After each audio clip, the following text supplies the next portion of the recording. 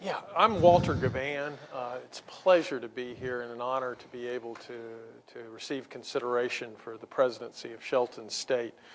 I grew up about 75 miles south of here on a farm, about 25 miles south of Marion, 25 miles west of Selma.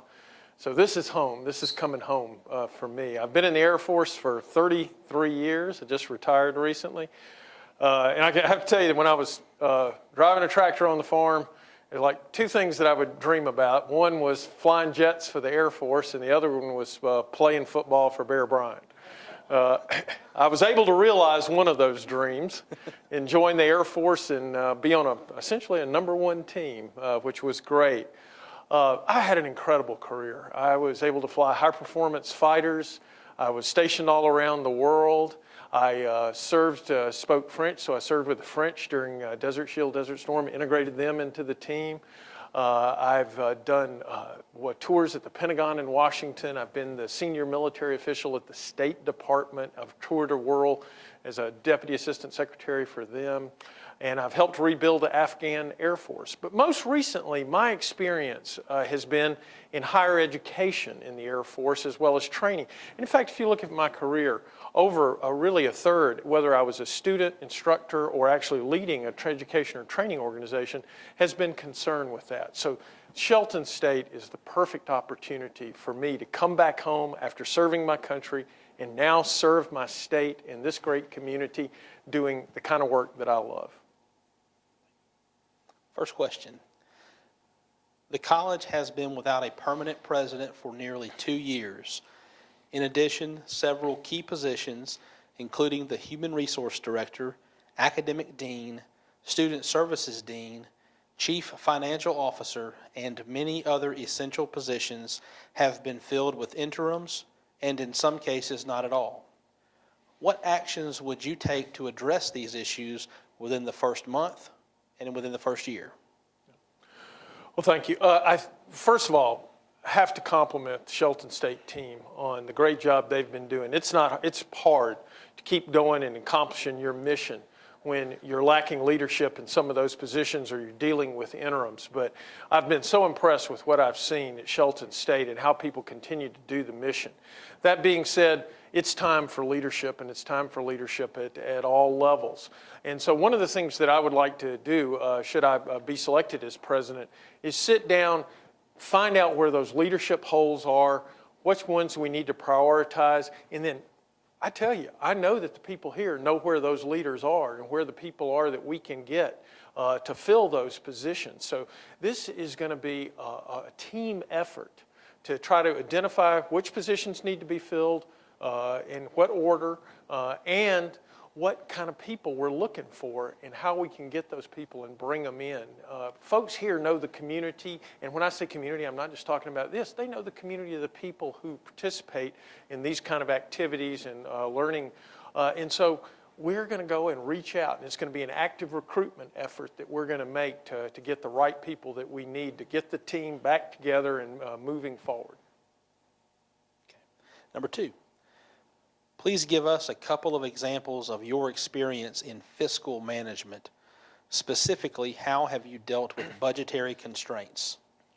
I have to tell you, my life has been, in recent times in the Air Force, has been almost consumed by dealing with budgetary constraints. Everybody's been hit across the board, and I know Shelton State is no stranger to this. Everyone knows that sequestration is something that we've been dealing with for a while, but actually there's a budget crunch that began even before then. And so as the leader of several organizations, that's been something I've had to come in and knowing that I was probably going to be getting fewer resources than I had before. This takes concerted effort, one, to look and reevaluate mission, understand, again, come back to basics. What are we about and what do we do? How do we prioritize that? How do we keep doing the things that we have been asked to do? It also means being strategic so that you're not doing what I would call, as some people call, a peanut butter spread or salami slice, where you're just saying we take a 15% cut, everybody gets 15%. That's not strategic. That's not the kind of, that's as leaders, that's really abdicating responsibility when we do that sort of thing. So understanding as leaders where our investments need to be, but then creative ways. One of the things that you can say is a benefit of resource constraints is they really force creativity in a lot of ways. And so you need to be able to look at yourself and say, well, do we have to keep doing it this way? Or are there new ways that we can do that? The other thing is identifying outside sources. I'll give you an example. When I was leading the Air Force Institute of Technology, what we did was we increased the amount of sponsored research that we were doing for people outside so that we actually were getting dollars from other agencies and other organizations which were helping make up for the shortfall of what we were getting in our regular budget. This is just something that as a leader, you're always going to deal with. But if you work together as a team, do mission at the core, prioritizing what you're doing, being creative in the face of resource constraints, then you can work through these things. Okay. Number 3, what is the most useful criticism you have received? You know, there's an adage that gets repeated a lot about fight for feedback. And, you know, a lot of us say they want feedback, but they really don't. They just want you to compliment them on what they're doing. I want feedback all the time, and I mentioned in an earlier session about a dialogue, that I thrive on dialogue. Well, part of that dialogue is what are we doing, or how am I doing? And so constantly understanding whether I've truly am seeing everything that needs to be done or not. And I've had numerous times that I've had people come up, and it gets hard sometimes when someone tells you, look, I don't think we're going the right direction here, or we need to do that. But you know, you have to put ego aside and be able to look at what you've done and to sit up and say, I was wrong in some cases in public ways. You know, I have to say the culture I came from was one of these life or death cultures. I started off as a fighter pilot. And we're ruthless in the way we give each other feedback about how you do something. And one of the first times I made a mistake, we came back in the debriefing, and I really, you know, it could have been dangerous. It was, for a while, a dangerous situation with doing the kind of things that we were doing, and I had been responsible for causing that. And that was one of the first times that I experienced how tough it can be when you're back in the room after the mission and you're going through and you're debriefing that. But you realize this is serious, and we've got to take these things serious. And so I've been fortunate coming out of that culture to develop a thick skin and to get past the ego, and so to fight for that feedback that you need and to be able to know that you're doing the right thing. And I'm always more comfortable as a leader when I feel like I'm getting that feedback. Okay. Number 4, Tuscaloosa is home to the University of Alabama, Alabama's flagship university, and to Stillman College, an internationally known HBCU. How do you see Shelton State's role in higher education vis-a-vis these institutions? One of the things that attracts me about Shelton State is exactly that situation that you just described. Wow, to be able to come to this area where you've got the University of Alabama, the flagship, as you said, the institution that it is, that you've got Stillman College with such a rich history there, contributions, and you've got Shelton State. It shows that there's an opportunity for incredible wins. I'm a win-win kind of leader. I look for those win-win situations. We don't have to profit at somebody else going down or losing. We can all win together. And you've got this perfect situation that if we can truly make things seamless among these institutions, and of course even further in the state, and look at how we can complement one another to create synergy in our programs, to include now then going out in a harmonious, coordinated effort with local businesses, with the government, local government, with services, all of the things that are here, then you know, nothing could hold this area back. What an incredible education pillar this growing economy has, and to make that pillar even stronger through working together, you know, only increases the growth opportunities that we'd have here. And again, it's a great win-win situation. And I already noticed that with so the business school at Alabama and some of the things that they've got going and the things that you've got going here at Shelton State, great opportunities there. I think we can do even more, and that's one of the things that makes this such an exciting position. Number 5, in your opinion, what roles should school faculty and administrators play in the design, implementation, evaluation, and assessment process at the college? And would this require a department dedicated to these topics or a more group or team approach? Yeah, but they have to be integrated, first of all. I mean, I think it's one of those obvious things. I find that sometimes when you create separate offices, you get something called a stovepipe. And the problem with stovepipes, if you allow me to continue the metaphor, is you're not always talking across things, and you're not getting the information. So you really have to look at whether the benefit that you get from creating a separate office is truly going to be something that is going to get the job done, or is it going to actually now create impediments? However, the other thing is when no one's in charge, things often don't get done. So a cross-functional approach, I think, is probably the best thing that you can try to strive for. At the same time, you've got to put somebody in charge of making that work. And again, here's another thing where the more people you can get involved in this, I think it's the better in terms of the kind of the things, because these are not something that just one person can look at, I think, often and say, this is the right way or this is the wrong way, or that we're getting the job done here. So I think it's going to have to be a combination approach. But the thing that I would really want to guard against is that we just get one little office with walls around it, and they're not necessarily hooked into everything else or getting all that they need. So I prefer a cross-functional look at an area like that. Okay. Next question. With the added emphasis on workforce training within the community college system, an influx of non-traditional students can be expected. What role do you see distance education, evening courses, and flexible scheduling playing in those students' educational process? It's an incredibly important role, and we need to be oriented, as I think you already are, but it just has to be a consistent effort towards delivering right education, right person, right time, right means. If that means in the workplace, if that means when they're at home online, if that means coming here, if that means that we go there, all of those things, distance learning, both synchronous and asynchronous. In the perfect world, you want to be able to deliver that kind of instruction or education or training precisely, and you want to make it easy for the person who's getting it. This is one of the ways I think too that is retention.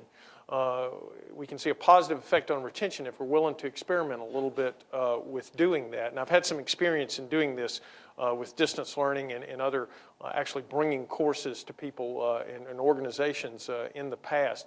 But leave no weapon undrawn in this kind of battle to try to fight and educate everybody and to respond to this. Also, too, there's it's fallen out of favor a little bit. But it used to be that everybody talked about the medium is the message. Well, a lot of times the way you learn, is a learning experience in and of itself. And so I think you have to think about that too. Or they may actually get more out of learning this in a certain way or using a certain medium or doing it in a certain place. So we should always be cognizant of that and not simply do what's convenient for us, but keep the student at the center and try to tailor it to make sure it's what they need and it's when they need it and it's where they need it. How would you address the tension between the Alabama State Legislature's established career readiness agenda for employment, Shelton State's expected contribution to that agenda, and the tight funding for technical education? Everybody's got good intentions in this. Everybody's trying to do the right thing. And this is exciting to see that, whether it's Accelerate Alabama and the development program, the strategic plan for the development, and the important role that they see education playing in that. But the mismatch a lot of times with, okay, do we have the capacity? Do we have the resources? That can be difficult to manage, and it has to be something that there's a feedback. The other thing that is key here, and I've seen this a lot of times throughout my career, is often we think if we write it down and make a plan, that's all we need to do. Okay, we've done something, we pat ourselves on the back, this is great, problem solved. No, that's just the beginning. And what you'll often find is, no plan survives first contact. You think you have a good plan, then you start trying to execute it, and you learn from executing. And you say, no, some of our assumptions were wrong, or we don't have the resources that we need to do this the way we thought. And so that feedback, again, this requires good outreach, good relationships with our legislators and with our elected officials to make sure that they understand, look, we're trying to do what you've asked us to do. And we appreciate that you're, supporting this, but here's what you need to understand about some of the resource constraints that we're running into as we try to do this. And again, executing the plan. Let's keep coming back. That should lead to revising the plan as well as the assumptions the plan is based on. Many people believe that we learn more from our failures than from our successes. Give us an example of one of your failures and tell us who was responsible for it and what did you learn from that experience? This may seem small, but it was important to me. I took very seriously our efforts at service and charity when I was a commander of organizations. And we had this completely voluntary, but we had an outreach effort. That this was something that was people could contribute to, but it was a charity that benefited airmen and their families and retirees, and it was really one of those important things, kind of airmen helping airmen, noble cause. My job as the leader was to get out there and make sure everyone understood just what this did. Again, it was not obligatory, and there was no pressure on anyone to do it. But usually, if you do your job as a leader and you talk about, look, I'm doing this, and this is why I'm doing this, and I just wanted to share it with you. And if you feel like you can do that, you certainly should. I'd come into an organization and the campaign had already started, and I let it go on autopilot, really. I just kind of let it go along. I did say something once, but I didn't ask for the kind of updates. Again, no one was going to be made to contribute. We're not going to be anything like that, but I should have been out there helping people understand why I thought this was important, just as an individual. And I let myself get distracted, and I didn't do that. And we did not meet our goal. Now, there was no punishment to that. I mean, it was a goal. But I just felt personally that, gosh, I failed as a leader there. And the reason I failed as a leader is I took my eye off things. I didn't prioritize things. I just kind of let something go. And so I took a lesson from that things like that you might say, well, that doesn't matter as much. Well, but, people were going to benefit from that, and I really needed to be more, I needed to make people aware of that. And that was a lesson to myself, and I've really, it's stayed with me. What do you already know about Shelton State Community College, and what else do you think you need to know about it in order to become an effective leader of the institution? I know that Shelton State is playing an incredibly important role in this community, in this region, in this service area. I know that it is positioned, ideally, to play an even bigger role, given the economic conditions that are propitious for growth here with this kind of Tuscaloosa-Birmingham corridor, but also with the service area that extends into an impoverished region where a lot of people are struggling and can really use our help. You sort of get both sides of that to do that. And as I looked through and I've become more and more familiar with Shelton State's programs, I'm just so impressed with all of the things they're doing in terms of the workforce development, in terms of the public-private partnership, the mechatronics with Mercedes-Benz here, exactly the kind of things that we need to be doing. And then I have to say, a real sort of personal favorite of mine to be designated the Alabama Community College for Fine Arts. I'm a huge fan of the arts, and to have that here again, and with what we were talking about earlier, with the partnerships that are possible with University of Alabama and other people in this area, they're already being pursued, but as I can see, it can even be made better through making them even more seamless, more extensive.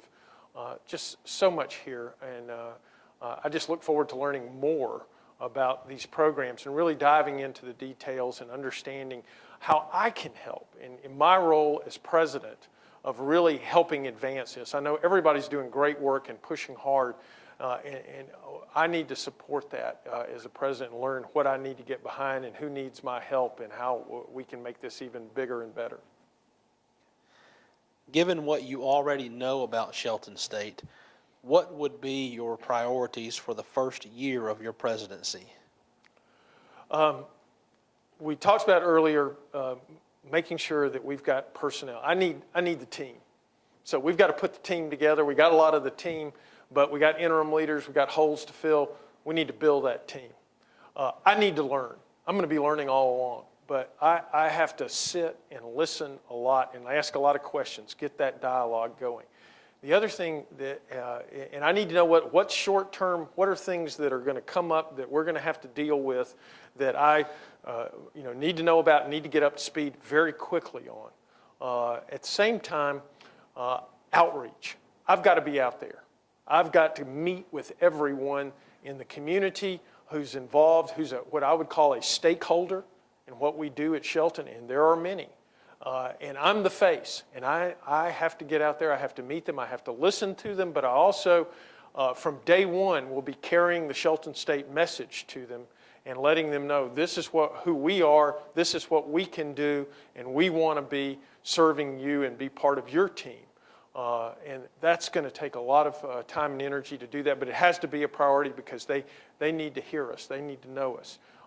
And we need at the same time to take a look at our strategy, our mission, our vision again, and see, again, we're not just something, oh, we did one of those, it's on a shelf, that's nice, we'll put a few posters up. No, we're going to keep looking at it, evaluate ourselves against it, change it as we need to, and all of us understand each other, understand what we're doing together, so that any one of us can be that leader that we need, and we have that culture of leadership with everyone at Shelton, a leader doing what he or she can do in his particular or her particular area to make this place even greater than it is. Please discuss your approach to management of a community college's fiscal resources. I think I've talked about this a little bit through the whole question. You have to look at this, first of all, is stewardship. We have been given these resources largely by the people we serve in the state of Alabama and in our region, community service area. So we have to be good stewards. And every day we need to be thinking about that. Are we being good stewards of the resources that we've been given as we try to do our mission? We have to be strategic. What are the investments that we are making and how those investments are going to pay off and return dividends to us in terms of what we're doing to advance, both educate the community as well as advance the workforce and the economic engine here. And what are the priorities as we go through that, and then alternate sources of revenue. This day and age, you just can't depend that resources growing from public sources. We're all in tight times. We're all trying to do more with less. But the kind of work that we do is so tangible, affects people so directly, that appeals to the companies, to the organizations, to the different sectors with whom we work closely, I think can really pay a lot of dividends in terms of alternate sources of revenue as we show the value that we bring directly to this community and to the economy, both here and in the region. And our final question. How have your professional experiences shaped your leadership and management style? I have been so blessed to have a lot of leadership opportunities given to me. in so many different situations, in different places, that it's really been a leadership laboratory for me, that it's not been one type of organization doing one thing, like a combat training squadron, for example, my first major command, where I was actually integrating with Navy and Army and Marine Corps assets, doing these particularly hard exercises, to commanding in Afghanistan, where I'm part of an international team, rebuilding the Afghan Air Force, speaking a different language, learning that there's a cultural aspect to everything that we do, and understanding the people, the history, the culture, how all these factors bear upon a situation is really a prerequisite, a prelude to being an effective leader and commander in any particular situation. And so I love people, and I love working with them, and I love learning their stories. I love understanding where they've come from and how things are coming together. I love the history of things and how it affects what we're doing. And nurturing a culture where we're all sharing and we're learning, and that we're raising each other up. That, again, back to my philosophy, it's win-win. And the more that I've had these kind of opportunities, the more I realize it's not about us. We can't be egotistical about these sort of things. It's about what we're doing as a team. And the most rewarding and fulfilling accomplishments that I've been part of as a leader have been a result of the team and not of me. And I just felt great that I was able to help support them and cheerlead them and do what they needed to do, to give them what they needed to do great things. And that's what it's all about. And we pass that on to one another. And I think that's what y'all are doing at Shelton State already. And it'd just be great to be part of that team. Up to 2 minutes for closing. Yeah. Thank you again for this opportunity to chat with you and to visit. And I'm just so impressed with Shelton State. And it's confirmed in my mind even more what I knew or thought I knew coming in, is that what a great opportunity Shelton State is positioned to take advantage of. Being here with this great facility, with these great people, with this time, with the economy and the region that it serves, all of this comes together in such a way that it would be definitely an honor, a privilege, and a pleasure to serve as part of this team and as the leader here at Shelton State. I want to thank everyone for their warm hospitality today, making me feel welcome here. And I've just had the time of my life, and it's not done yet. I get to go over and look at the other campus, C.A. Fred campus. But thank you all, and congratulations on all your successes and what you're doing here. It's very impressive. Thank you. Thank you very much.